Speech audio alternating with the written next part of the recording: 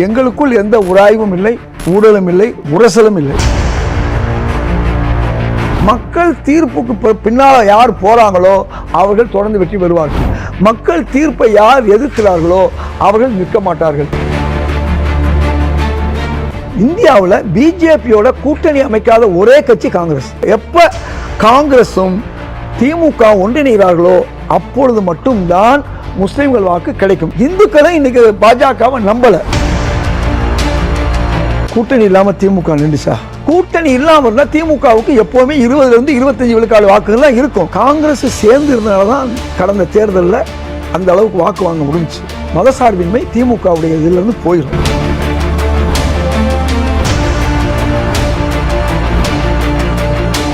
இன்று நாம் சந்திக்க போகும் சிறப்பு விருந்தினர் தமிழ்நாடு காங்கிரஸ் கமிட்டியின் துணைத் தலைவர் SM ஹிதயத்துல்லா அவர்கள். சார் வணக்கம். வாழ்த்துக்கள். வார்த்தை விளையாட்டு வேண்டாம் அப்படின்னு சொல்லி உங்களுடைய மாநில தலைவர் மாணிக்கம் தாக்கூர் அவர்கள் திருமாவளவனுக்கு ஒரு பதில் சொல்லியிருக்கிறார். அவர் இப்போதைக்கு நாங்கள் கூட்டணிக்குள்ள போகல, வரக்கூடிய காலங்களில் நாங்கள் போவோம், அதற்கான வாய்ப்புகளும் இருக்கு, திமுகவோட ஒரு நட்பு சக்தியா தொடர்றோம் அப்படின்னு சொல்லும் பொழுது உங்களுடைய காங்கிரஸ் கமிட்டியோடைய மாநில தலைவர் வார்த்தை விளையாட்டு வேண்டாம் அப்படின்னு சொல்லியிருக்கிறாரு. என்ன காரணம்? ரெண்டு பேருமே நல்ல நட்பு உள்ளவர்கள். அவர் சகோதரர் திருமாவளவன் அவருடைய கட்சிக்கு அவர் பேசுகிறாரு. அவர் பேசியது தவறாக புரிந்து கொள்ளப்பட்டது என்று சொன்னார்கள்.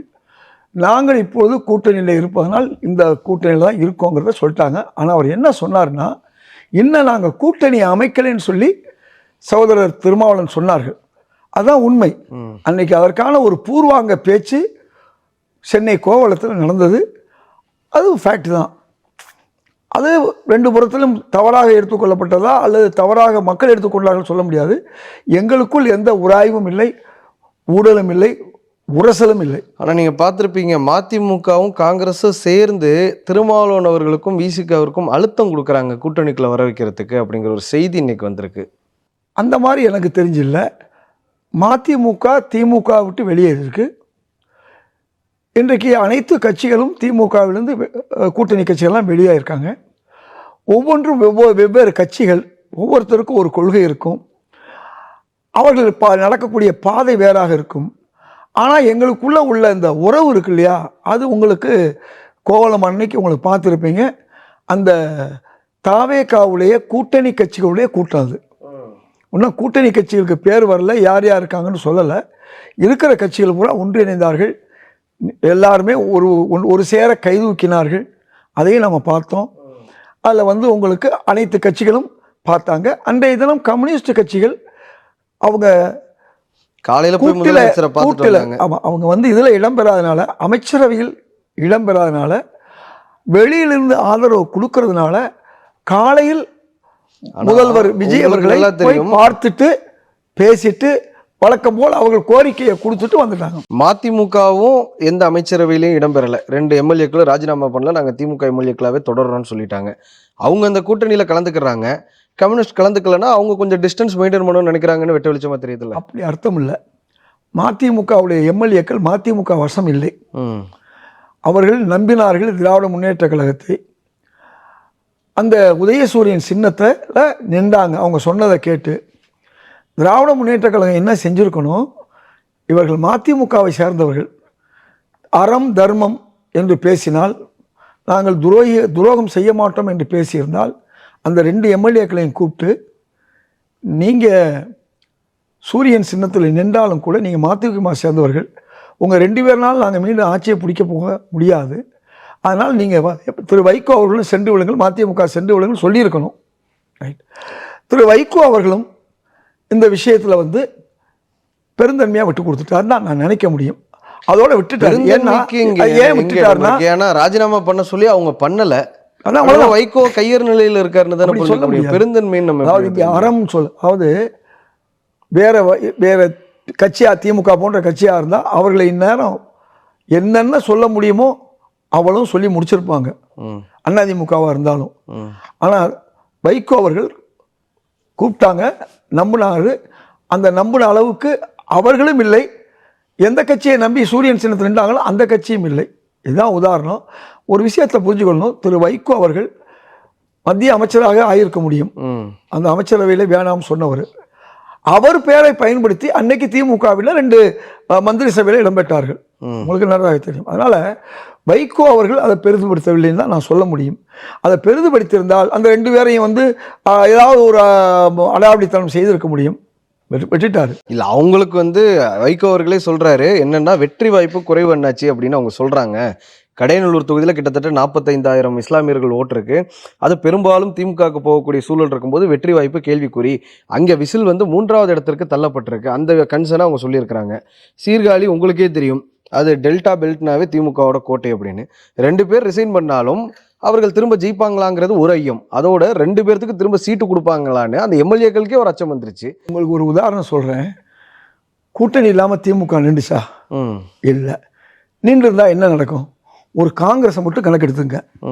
பாராளுமன்ற தேர்தலில் நிற்கும் போதெல்லாம் 10% காங்கிரஸ் எடுக்கும்.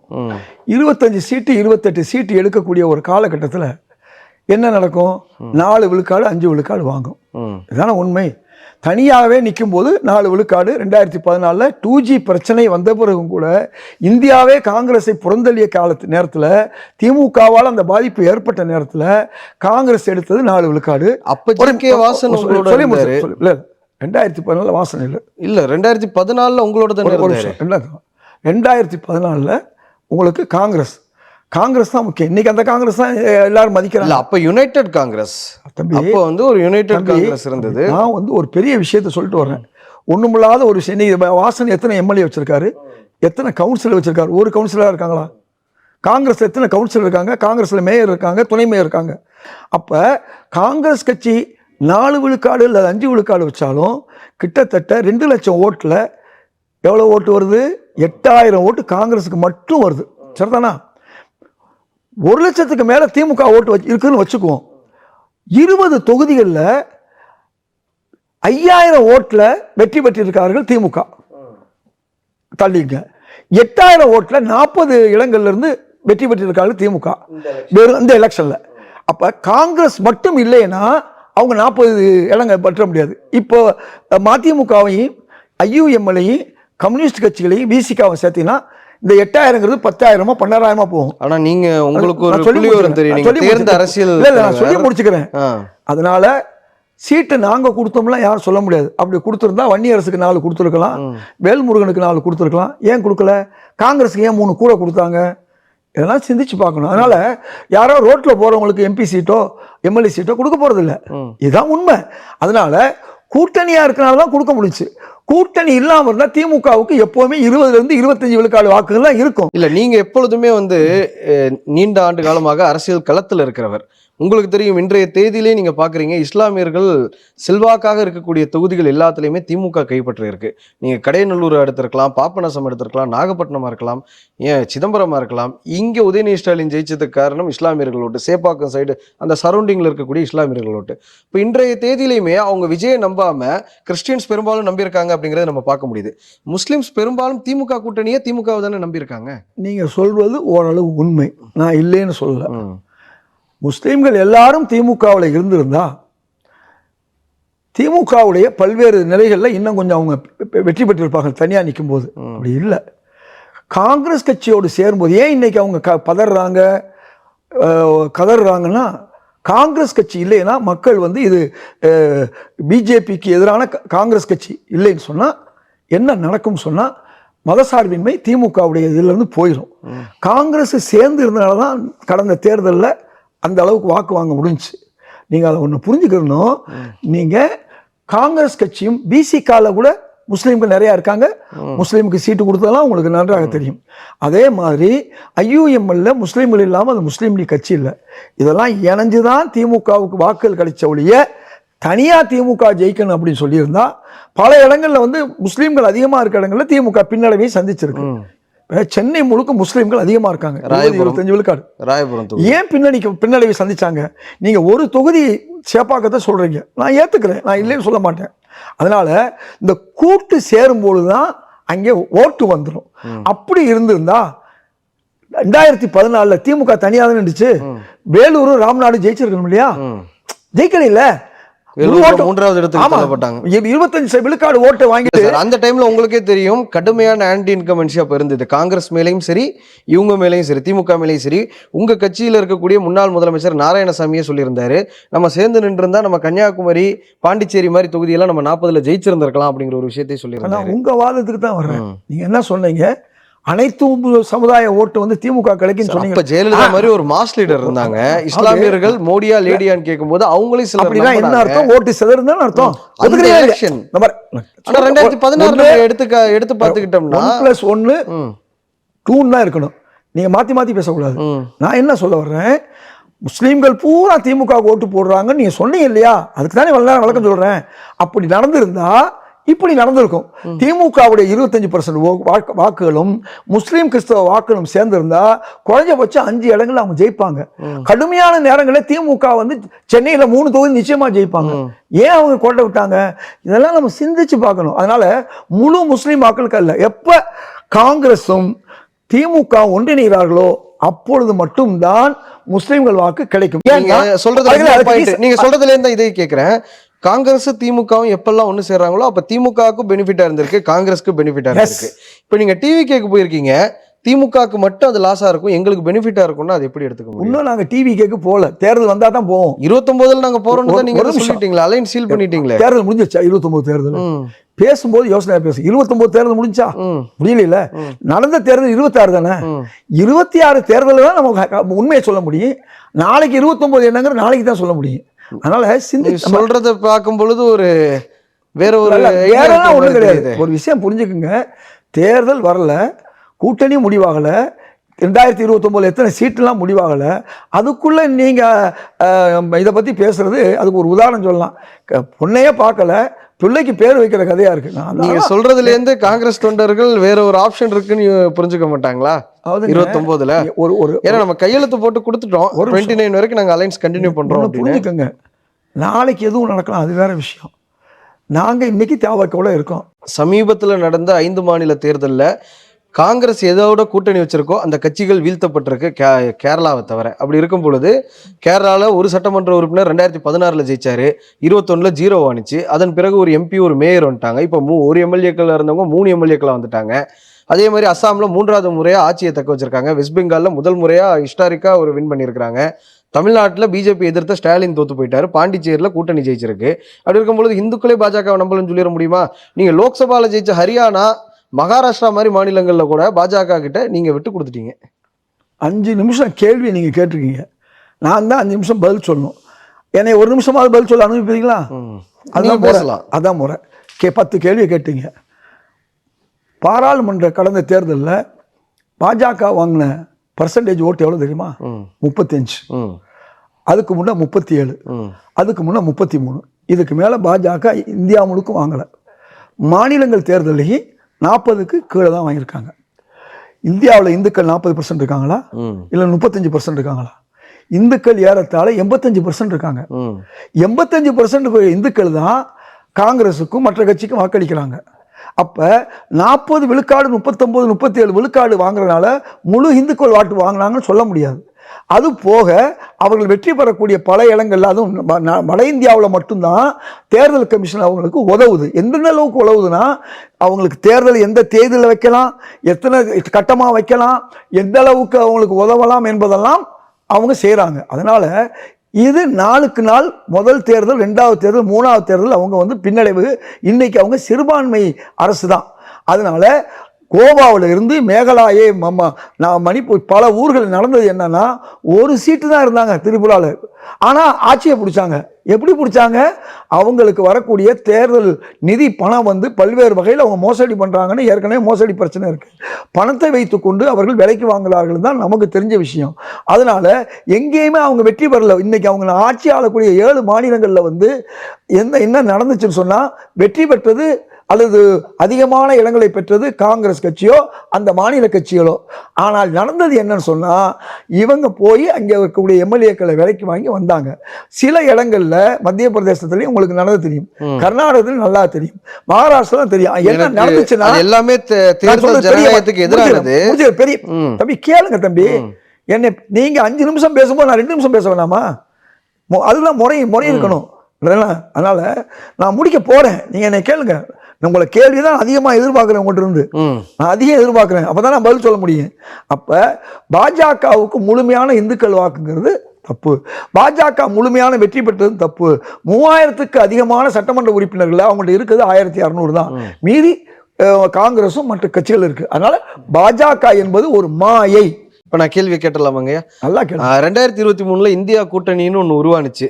அப்போ உங்களோட 3-4 முதலமைச்சர்கள் இருந்தாங்க. மம்தா பானர்ஜி, அரவிந்த் கெஜ்ரிவால், நிதிஷ்குமார், MK ஸ்டாலின், பினராயி விஜயன், ஏறக்குறைய 5 முதலமைச்சர்கள் இருந்தாங்க. உங்ககிட்டேருந்து தப்பிச்சு போனதா திமுக தரப்புலேருந்து இந்த விமர்சனத்தை முன்வைக்கிறாங்க. உங்ககிட்டேருந்து தப்பிச்சு போன நிதிஷ்குமார் வந்து இன்னைக்கு முதலமைச்சராக கண்டினியூ ஆகுறாரு. உங்க கூட்டணியே வேண்டாம், சங்காத்தமே வேண்டாம்னு சொல்லி 2024 நான் மோடியோட போறேன்னு சொன்ன சந்திரபாபு நாயுடு முதலமைச்சர் ஆயிட்டாரு. உங்க கூடவே இருந்த முதலமைச்சர்கள் எல்லாருமே தோத்து போயிட்டாங்க அப்படிங்கிற ஒரு விமர்சனம் வருது. காங்கிரஸ் உறவாடி கெடுக்குது. அதே மாதிரி 2029லயும் சரி 31லயும் சரி விஜய் இப்படி உறவாடி கெடுக்க போகுது, விஜய் கேர்ஃபுல்லா இருக்கணும்னு சொல்லி திமுக தரப்புல இருந்து ஒரு குற்றச்சாட்டை முன்வைக்கிறாங்க. விமர்சனங்கள் இதை நான் இப்படி சொல்றேன். இந்தியா கூட்டணி உருவான பிறகு 49-50 இடங்கள்ல இருந்த காங்கிரஸ் 99 இடம் 100 இடம் போயிருக்கு பாராளுமன்றத்தில். இந்தியா கூட்டணி உருவான பிறகு இன்றைக்கு கேரளா உள்பட கர்நாடகா உள்பட கூடுதல் இடங்களில் ஏன் ஜார்க்கண்டில் வந்து கூட்டணி ஆட்சி. இப்போ நாங்கள் 2-3 மாநிலங்களில் கூட வந்திருக்கோம். தமிழ்நாட்டில் கூட்டணி ஆட்சி வச்சிருக்கோம். ஜார்க்கண்ட்ல நீங்க தானே முதலமைச்சரா இருந்தீங்க? இல்ல, ஹேமந்த் சோரன் தானே அப்போ முதலமைச்சரா இருந்தாரு. இல்ல நீங்க சொல்றது வந்து ஜார்க்கண்ட்ல நாங்க ஆட்சியை பிடிச்சிருக்கோம்னா இல்ல 2020 ஹேமந்த் சோரன் ஆட்சி சொல்ல வரேன். இப்போ நாங்க கூடுதல் இடத்துல நாங்க ஆட்சி ஆள்றோம். நீங்க கேட்ட கேள்வி வந்து இந்தியா கூட்டணி நாங்க ஆள்றோம். இப்போ நீங்க இன்னொன்னு சொல்றீங்க ஆட்சியை இழந்திருக்காங்கன்னு சொல்லி. இது அந்தந்த மாநில கட்சிகள் ஆட்சிக்கு வரும், ஆட்சிக்கு போகும். 2021க்கு முன்னால திமுக ஆட்சியில் இருந்துச்சா? இல்லை இல்லையா? அதனால மம்தா பானர்ஜி போயிருக்காங்க அப்படின்னு சொன்னா மம்தா பானர்ஜி இந்தியா கூட்டணியில் பேருக்கு இருந்தாங்களே ஒழிய, இப்பதான் வந்திருக்காங்களே ஒழிய, அவங்க அந்த ஊர்ல கம்யூனிஸ்டையும் எதிர்த்தாங்க, காங்கிரஸையும் எதிர்த்தாங்க. காங்கிரஸோட கூட்டணி வைக்கும்போது அவங்க கொஞ்சம் கூடுதல் இடம் எடுத்தாங்க. பாஜகவோடய அவங்க கூட்டணியில் இருந்தவங்க மறந்துடாதீங்க. யாரு காங்கிரஸை விட்டு விலகினவுடனே பிஜேபியில இருந்து ஒரு கட்சி. அதனால தான் நான் சொல்ல வர்றேன். ஆக அப்படிப்பட்ட கட்சிகள் பிஜேபியோட உடன்பாடு வச்சிருந்த கட்சி என்னென்ன கட்சி? மாயாவதி, காஷ்மீரில் மெஹபூபா முஃப்தி, அதே மாதிரி வந்து நம்ம பஞ்சாபில் வந்து அகாலிதள், சிவசேனா மகாராஷ்டிராவில் நிதிஷ்குமார், அதே மாதிரி இங்கே வந்து ஒவ்வொரு மாநிலத்தையும் அஸ்ஸாம் கன பரிஷத்து, அப்படி பல கட்சிகள் யாரெல்லாம் பாஜகவோட கூட்டணி வச்சிருந்தார்களோ அவர்களெல்லாம் அதற்கு பிறகும் தோற்கிறார்கள். பிறகு நீண்ட நாளுக்கு பிறகு காங்கிரஸோட இருந்துட்டு வெளில போகும்போதும் தோற்கிறார்கள். அதனால அந்தந்த மாநிலத்தில் தோற்பதற்கும் காங்கிரஸுக்கு சம்பந்தம் இல்லை. இந்தியா கூட்டணியை பொறுத்தவரை காங்கிரஸ் 2 மடங்கு பாராளுமன்ற இடத்தை பிடித்திருக்கிறது. கூடுதலாக 2 மாநிலங்களில் ஆட்சி புரியுது. இப்ப கேளுங்க, 10 ஆண்டுகளுக்கு பிறகுதான் நீங்க அந்த 99 சீட்டுனே வந்தீங்க. இன்னொன்னு மைனாரிட்டி பாஜக அரசுன்னு சொல்றீங்க. 84க்கு அப்புறம் பெரும்பான்மையா வந்து 2 அரசாங்கம் வந்து மோடியோட அரசாங்கம் 14லயும் 19லயும். அப்படி இருக்கும்போது 3வது முறையாக அவங்க ஆட்சியை தக்க வச்சிருக்காங்கன்னு நம்ம பாக்குறதா இல்ல மைனாரிட்டி அரசு நம்ம பாக்குறதா? இந்த விஷயத்தை தான் காங்கிரஸ் புரிஞ்சுக்காம 15 வருஷமா எதிர்கட்சியாவே இருக்குமோ? ஏன்னா 10 ஆண்டுகளுக்கு மேல நீங்க எதிர்கட்சியாவே இருந்ததில்லை கடந்த காலங்கள்ல. இதுதான் முதல் முறையாக. நீங்க சொல்லிதான் எனக்கு இந்த 3 தடவை மோடி இருந்தது தெரியுமா? அதுக்கு முன்னே நான் பேசிட்டேன்ல. 3 தடவை அவங்க எடுத்த வாக்கு சொல்லும் போதே எனக்கு தெரியாதா? இல்ல நீங்க 99 வந்து சாதனையா பேசுறீங்கல்ல, அப்ப இந்த கேள்வியை கேட்டு சொல்றது உங்க சொல்றது என்ன? இப்பதான் நம்ம நியாயமான ஒரு ஆர்குமெண்டா இருக்கும். உங்களுக்கும் உங்க குற்றத்தை நீங்களும் செய்ய, என் குற்றத்தை நானும் ஒத்துக்கணும், குறைகளை. அதனால முதல்ல பேசினா தான் உங்களுக்கு மக்களுக்கு புரியும். ஏன்னா மக்கள் என்ன நினைப்பாங்க, ஏதோ இவருக்கு வந்து 3வது தடவை மோடி ஆட்சியில் இருக்க தெரியாது போல இருக்குன்னு கேள்வி கேட்க நினைப்பாங்க. அதை தான் உங்களுக்கு விளக்கமாக சொன்னேன். 2 முறை அவங்க வந்து 37 எடுத்தவங்க இன்னைக்கு ஏன் அவங்க இடத்துல குறைஞ்சாங்க? 300லேருந்து 400 போறோம்னு சொன்னவங்க தேர்தல் கமிஷன் உதவியோட ஏன் அந்த உதவி இருந்து அவங்க 240க்கு வந்தாங்கிறத நான் இவ்வளவு தூரம் உங்களுக்கு விளக்கமாக சொன்ன பிறகு நீங்கள் வந்து இதுதான் தேர்தலில் ஆட்சியில் இருக்கிறது இல்லாதும் மாற்று வரத்தான் செய்யும். காங்கிரஸ் பல நேரங்கள் ஆட்சி இழந்திருக்கு, ஆட்சியில் பல நேரங்கள் இருந்திருக்கு. அதனால் ஒரு ஆட்சி என்பது மக்களுடைய தீர்ப்பு. மக்கள் நாளைக்கு நினைச்சா யாரையும் மாற்றிடுவாங்க. திமுக எளிதில் வெற்றி பெறும் தான் நான் கூட நினைச்சேன். நான் கூட கடைசி வரை திமுக தானே 200 இடம் இருக்குன்னு சொல்லிட்டு இருந்தேன். ஆனா மக்கள் தீர்ப்பு வேற இருந்துச்சு இல்லையா? மக்கள் தீர்ப்புக்கு பின்னால யார் போறாங்களோ அவர்கள் தொடர்ந்து வெற்றி பெறுவார்கள். மக்கள் தீர்ப்பை யார் எதிர்க்கிறார்களோ அவர்கள் நிற்க மாட்டார்கள். இதுதான் அது மம்தாவா இருந்தாலும் யாராக இருந்தாலும். மம்தாவுடைய இது வந்து உங்களுக்கு தெரியும், தொடர்ந்து அவங்களுக்கு பின்னடைவு தான் வந்துச்சு. தன் கட்சியவே தான் வச்சுக்க முடியல. திமுகவை தன் கட்சியை வச்சிருக்கு, அடுத்த கட்சி எம்எல்ஏ 2 கட்சியை சேர்த்து வச்சுக்கிச்சு. அதனால நான் என்ன சொல்ல வர்றேன், நீங்க புரிந்து கொள்ளணும், தோல்வி வெற்றி தோல்வி என்பது திமுக இன்னைக்கு தோத்துருக்கலாம், நாளைக்கு வெல்லலாம், அது வேற விஷயம். அதுக்கு என்ன செய்யணும்னா அவங்க எதிர்கட்சியா செயல்படணும். எதிரி கட்சியாக நினைச்சு செயல்படக்கூடாது. எதிர்கட்சியா இன்னைக்கு மக்களுக்காக 100 நாள் வேலை திட்டமா மக்களுக்காக நின்று போராடணும். எந்தெந்த பிரச்சனை இருக்கோ போராடணும். இன்னைக்கு ஒரு புதிய அரசு வந்திருக்கு. இந்த புதிய அரசு ஊழல் ஒழிப்ப மெயினா சொல்லிக்கிட்டு இருக்கு. அதாவது லஞ்சம் தவிர நெஞ்சம் நிவருங்கிட்டு காங்கிரஸ் சொல்லக்கூடிய, ஏற்கனவே திரு சகாயம் சொல்லக்கூடிய விஷயத்தை எடுத்ததுனால இன்னைக்கு என்னென்ன நடந்திருக்கு, பல்வேறு வகையில ஊழல் ஒழிஞ்சிட்டு இருக்கு. அதாவது கல்வி துறையில் வந்து புதுப்பித்தலுக்கு பள்ளிக்கூடங்கள், அதே மாதிரி வந்து அதை புதுசாக கொடுக்கறதுக்கு எந்த பணமும் இல்லைன்னு சொல்றது அந்த சங்கமே ஏற்றிருக்கு. ஆர்டிஓ ஆஃபீஸில் அதே மாதிரி இன்னைக்கு நான் போயிட்டு வந்த பத்திரப்பதிவு ஆஃபீஸில் இன்னைக்கு அதெல்லாம் லஞ்சம், அது பேச்சே வேணாம், நீங்கள் இருக்கிறத கொடுத்துட்டு போங்கன்னு சொல்கிறாங்க. அது மட்டும் இல்லை, இன்னைக்கு உங்களுக்கு ஒவ்வொரு துறையிலும் கான்ட்ராக்டில் வந்து 30% எங்களுக்கு நாங்கள் கொடுத்துக்கிட்டு இருந்தோம், 40% கொடுத்தோம். இப்போ நீங்கள் கொடுக்க வேணாம்னு சொல்லிட்டாங்க. அதனால் நாங்கள் வந்து அதை பற்றி அந்த காசை நாங்கள் குறைச்சி மக்களுக்கு நாங்கள் செலவு பண்ணுறோம் சொல்கிறாங்க. இப்படி ஒவ்வொரு துறையிலும் வந்து ஒரு மாற்றம் வந்திருக்குன்னு சொன்னால், இந்த மாற்றம் என்பது 50 வருஷமாக இல்லை. அண்ணா ஆட்சிக்கு பிறகு வேலை வாய்ந்த மாமா வீடு வாங்கலாமா, மதியழக மாமா மாடி வாங்கலாமாலாம் கேட்ட அந்த காலத்தில் இருந்து ஊழல் துவங்கிருச்சு. அதிமுகவும் திமுகவும் அதில் சளைக்கலை. ஊழல் கட்சிகள் தானே ரெண்டுமே, சந்தேகம் இல்லாமல். அதில் என்ன கட்சி யாரை நம்ம ஆதரிக்கணும் தெரியுமா? நான் மட்டும் இல்லை, ஒட்டுமொத்த பொதுமக்கள் யாரை ஆதரிக்காங்க தெரியுமா? நண்பர் வளமுடிஞ்சான் சொல்லுவார், வளமுடிஞ்சான் சொல்லுவார், அரசியல்வாதிகள் 2 வகை. ஒன்று மோசமானவர்கள், இன்னொன்று மிக மோசமானவர்கள். மக்கள் பார்க்குறாங்க, அதிமுக மிக மோசமாக இருந்தால் திமுகவுக்கு ஓட்டு போடுறாங்க, திமுக மோசமாக இருந்தால் இன்னொரு கட்சிக்கு ஓட்டு போடுறாங்க. ஆனால் 3வது ஒரு வகை இருக்காங்க, காமராஜர் பின்பற்றக்கூடிய, கக்கனை பின்பற்றக்கூடிய ஒரு 5 விழுக்காடு இருக்காங்க. அவர்கள் வந்து லஞ்சத்தை எதிர்க்கிறாங்க. இன்னைக்கு லஞ்சத்தை ஒழிக்கக்கூடிய ஒரு ஆட்சியாளராக இன்னைக்கு விஜய் வந்திருக்காரு என்பதை நாம் மாற்று கருத்து சொல்ல முடியாது. மக்களுக்கும் அரசுக்கும் உள்ள இடத்துல ஏழை எளிய மக்கள், நடுத்தர மக்கள் பாதிப்பு உள்ளாகிற அளவுக்கு அதிகாரிகள் வாங்கக்கூடியதுக்கு பேர் லஞ்சம். சரிதானா? தனி மனிதன் தவறு செய்வது தனி மனிதன் தவறு, அது லஞ்சம் இல்லை. அது நீங்களாக இருந்தாலும் வருமான வரியில் நீங்கள் செய்வீங்க. அதே மாதிரி லஞ்சம் என்பது எதை ஒழிக்க முடியும்னா, ஒரு ஆட்சியை தான் தேர்ந்தெடுக்கிறோம், அந்த ஆட்சியாளர்கள் என்ன செய்யணும், வாங்கக்கூடாது. பெருந்தலைவர் காமராஜர் காலத்தில் வெறும் 300 ரூபா லஞ்சம் வாங்கினார் ஒருத்தர். 300 ரூபா லஞ்சம் வாங்கின தாசில்தாரை கைது பண்ணி கொண்டு போனாங்க. ஆனால் கடந்த 50 ஆண்டுகளாக அந்த மாதிரி நிலைமை இல்லை. அதனால லஞ்சம் தலைவிரித்தாடுது. இன்னைக்கு பலர் என்ன பண்றாங்கன்னா, ஏதோ ஒரு கட்சிக்கு ஆதரிக்கிறதுக்காண்டி லஞ்சத்தையே ஆதரிச்சிடுறாங்க. இதைத்தான் நம்ம தவறுன்னு சொல்றோம். லஞ்சம் என்பது நிச்சயமாக அதன் மூலமாக மக்களுக்கு மிகப்பெரிய அழிவு ஏற்படுது. அதை தடுக்கக்கூடிய முயற்சி அவர் செய்கிறார். செஞ்சு முடிச்சுட்டாரு நான் சொல்ல முடியாது, செய்வதற்குள்ள முயற்சியை இவங்க எடுக்கிறாங்க. அது எந்த இதா இருந்தாலும் ஆன்லைன் தாங்க. ஆலயத்தில் திருச்செந்தூர் கோயிலில் 4000 அமைச்சர்கிட்டே லஞ்சம் வாங்குறாங்க. அதை தடுக்கணும்னு சொல்லி இப்போ ஆன்லைன் கொண்டு வந்துட்டாங்க. பத்திரப்பதிவு ஆன்லைன், வருவாய்த்துறை பட்டாவுக்கு நீ காசு கொடுக்க வேணாம், நீ வீட்டில் இருந்தே எல்லாம் பண்ணிக்கலாம். அதாவது 15 நாளில் நீங்கள் பத்திரப்பதிவு போட்ட 15வது நாளில் உங்களுக்கு உங்கள் பட்டா உங்களுக்கு வரும்னு சொல்கிறாங்க. இப்படி வந்து ஒரு சூழலை வந்து புதிய சூழல் உருவாகும் போது இதை மக்கள் வரவேற்கணுமா வரவேற்கக்கூடாதா? அரசியல் கட்சிகள் என்ன சொல்ல, வரவேற்கணும். நாளைக்கு எது வேணா நடக்கலாம் அப்படின்னு நீங்கள் சொல்கிறீங்களே, அதில் பல பொருள் இருக்குது. பொறுத்திருந்து பார்க்கலாங்க ஐயா. இவ்வளோ நேரம் எங்களுக்காக நேரம் தந்து நேர்காணல் எடுத்ததுக்கு ரொம்ப நன்றி. வாழ்த்துக்கள், நன்றி.